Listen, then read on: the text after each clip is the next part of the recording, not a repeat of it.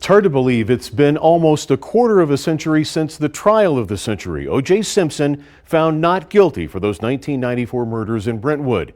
Now, Kim Goldman is raising a teenage son, running a nonprofit, and launching a podcast to make sure that no one forgets her brother and one of the most notorious murder cases in American history.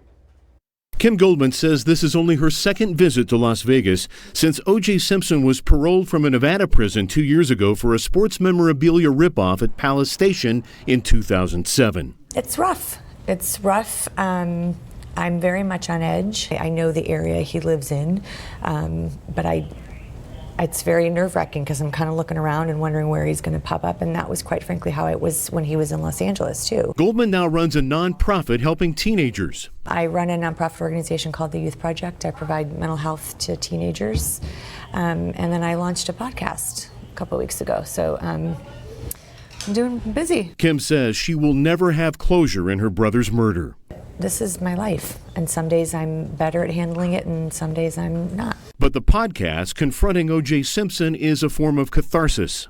The podcast was an opportunity for me to revisit my story, my brother's story, our family's trial, and to talk to people that were integral parts of the process. So the prosecutors, the law enforcement, we've had jurors, we've had witnesses, and really just kind of take listeners behind the scenes. And she says correct distortions about the murders of her brother and Nicole Brown Simpson that have developed through the years. So there have been a lot of, weird, offshoots of people that have come back and tried to tell you what really happened when they weren't even born at the time. So I think that there has been a lot of me wanting to kind of correct some mistruths. While Simpson was found not guilty in the 1995 murder trial, he was later found liable for Ron and Nicole's deaths in a $33 million civil judgment.